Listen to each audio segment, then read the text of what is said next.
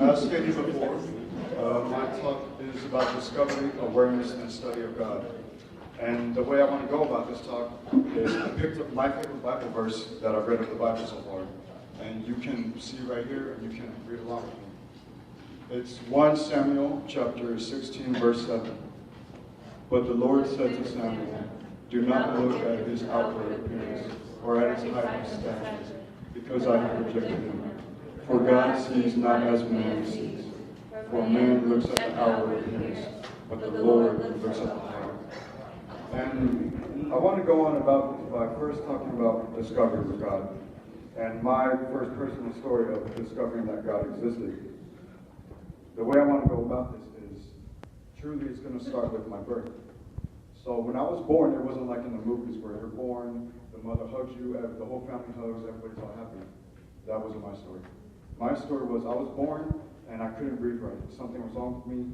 They had to put me in a little incubator or something. It turns out I ended up being in that incubator for 2 weeks. So I followed to ICU, so I didn't get to go home until 2 weeks after I was born. And let's bring that back quite a bit of years, if I may add. First, where my mom was just a child, and she got in a horrible medical accident, and she was told by some doctors that she will never be able to. Anyway, flash forward back to me. I was born, but I was sick. I was actually very close to dying. They said if I survived the first 24 hours, then maybe I'll have a chance. So when I was first born, I only had 24 hours to somewhat live. And when I was first told that story by my mom, it hit me in a bunch of ways, especially how God really is real. I had asked her, when I was born, weren't you afraid that the doctors were being proven right? That I'm about to die, that you weren't meant to have kids? Because I look at the world nowadays, and especially me too, as soon as something good happens, I'm the first one to look at what's the next negative thing. I just have that programmed in my head, but I'm working on fixing it.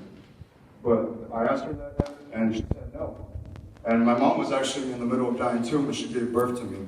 So instead of her freaking out, being nervous, thinking of all the negative stuff, that the doctors were being proven right, she had already had so much faith in God that I'm alive. I was already conceived that she was going to have kids. So I look back on that and I'm like, man, that's a lot of faith. Like, I can't even know if I would have that much faith in that moment. Maybe you guys would, but for sure not me, not yet at least. So that was my first way when I discovered God. That I'm here 17 years later, I'm alive in the flesh. So that's discovery of God. Next, I want to talk about awareness of God. Now, awareness of God basically means to me is keeping God in our minds, thoughts, actions daily. Like every little thing we do. Like if someone was going to come, kick a chair. I got to fix it. You fix the chair. And not because, well, one, it is a good thing to do, but next is if God was right there watching you, or Jesus right there judging you, and someone kicked the chair, and you just said, no, I'm going to keep going. No, they're right there watching you, and as a friend of God, like they were saying earlier in the other teacher talks, you would want to show God and Jesus the best version of you. So you stop and you pick up the chair, even if it's something little like that. If you want to go big, I got a story for that too. Here it is. For those of you that don't know me, I work at a job called Tom Thumb. It's a decent grocery store. Y'all don't know, some of y'all don't know. Look, I've almost been there for 2 years. I'm pretty proud of that, all right? Anyway, so I was pushing some carts the other day, all right? And me and the other fellas there, we get real competitive about it. We're pushing 20, 30 carts at a time. So I'm in the middle of pushing a bunch of carts, all right? And then I see one of the coworkers come up to me. His name's Brandon. I just see him running. And for some reason, in that moment, I'm usually really mad by them because, I like being out there, but I'm just frustrated at that point, probably because of some customer. Anyway, so I'm pushing the carts. Oh, and also, we like to take each other carts. We call it glory because we got to push the most carts, show off to everybody. But anyway, I'm pushing carts and I see him running at me. And for that moment, I really felt like God was in my presence because I just had a peace of mind in that moment. And I was like, what's wrong? So I slowed down the carts and I heard the guy out. And he's like, I need your help. And I was like, all right, what's up? And he's like, an old lady fell. So quickly I reacted, I put the cars to the side, and me and him took off. Okay, and when I got to this lady, she was a pretty hefty lady, right? In fact, she might have been a little thick. But anyway, look.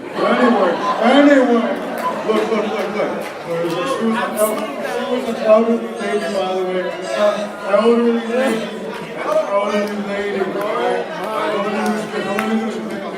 Alright, it was an elderly lady. I should have started with that, but anyway. So I see this big lady, and I'm like, oh man, I don't know if I can lift her up.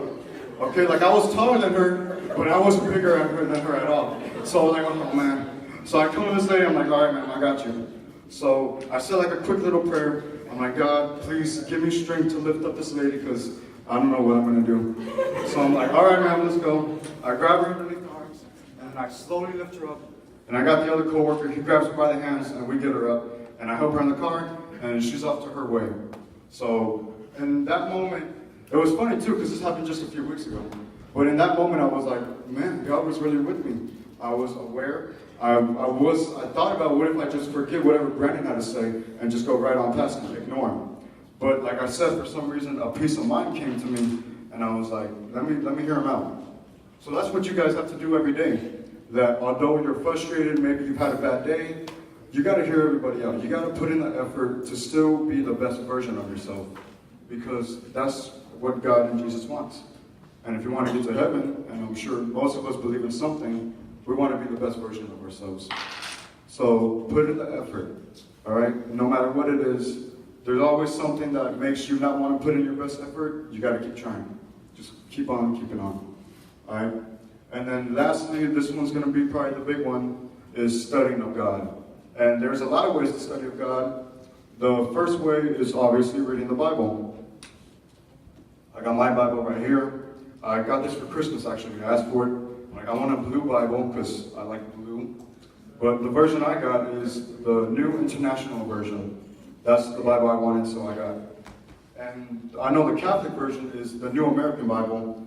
And if you don't want either of those two, there's plenty of other editions, so you can look up. I know King James is a very popular one, but if you want that one, you can get that one too. So there's that. So you read the Bible. And I know what you may be thinking. Well, hang on. It's the Bible here. We got a bunch of books. We're not even on chapters yet. We're on books. And yeah, I know it's a lot, but here's how you go about it. The way I go about it, and I did some research on this too, is you start with the New Testament.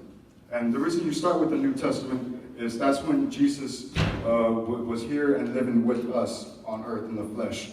And that's what God wanted us to see. Jesus was here to teach us everything that God expects out of us and demands and knows that we can do. So you start with the New Testament, and then you go back and you can read the Old Testament, and you can learn about all the miracles of God. So that's how I go about reading the Bible. Next important thing is prayer. And when I say pray, I mean praying daily. I know it's probably hard for a lot of you sometimes, but it's hard for me too. But here's how I pray daily. I'm working on this because it's been cold lately, so I can't do it all the way. But the way I like to go about it is in the morning, I pray and I get on my knees. And I actually heard this from an actor. You may know him. His name is Denzel Washington. I may have said his name wrong, my fault. Anyway, but he said that he wakes up every day and he's on his knees and he's simply saying thank you. He's saying thank you for mercy, thank you for forgiveness, thank you for a new chance, a new day. Those are all the things he's saying, and that really hit me hard, because it's like, yeah, we probably did something bad yesterday, but God still has a plan for us, because that's why we're here and breathing today. Because obviously, if I wasn't meant to be here, then I could have died who knows when. I could have died if I was born, back to that. But anyway, so you start by waking up, and I'm working on that. Like I said, it's hard because it's been cold, all right? So I don't want to get out of my bed, so I'm kind of just praying in my bed in the morning, but at least I'm doing something. So yeah, I'm in my bed, praying in the morning. Next, the way I'm able to focus on doing it daily is I pray when maybe I eat, or maybe when I'm done using the restroom, because those things are stuff we do daily. So just take a couple minutes and just speak to God. I'm not saying you have to even say a prayer. Just talk to God about how you're doing. How's your day going? You're having a bad day? Tell him why you're having a bad day. Because at the end of the day, that's what God wants to hear. So that's how you pray. And then at night, I look at it as the day's over. God wants us to rest. So I go on my bed and I pray for those I like to pray for. And I talk to God about my day. All right? So that's how I go about it. on, Keaton, wake up. Let's go. Please. Thank you. Anyway, so last but not least, so I think I'm getting there, is studying God. Last thing I do with studying God is I do motivational videos. All right? The way I do motivational videos is I look them up, some of the people I like, T.D. Jakes, Joel Osteen, Eric Thomas, many more. But for some reason, they get me going. Some of you may look at me crazy, be like, you need motivation to get going? Hey, everybody's different. So I do need motivation. It helps keep me going. I listen to the ones that involve music in them, so that keeps me going. But that's pretty much my talk right there, discovery, awareness of God. And last thing, I've only been alive for 17 years.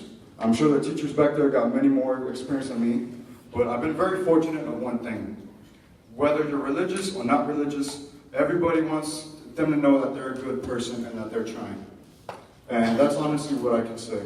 Like, I may not know you, I don't know your background or anything, but I can say this. Everybody I had the pleasure of meeting, they all want to be good people. So that's it, guys. Whether you choose to take this talk after I'm done, 10 years later, prom, thinking about this talk or not, it's up to you. Well, thanks for listening, and bye.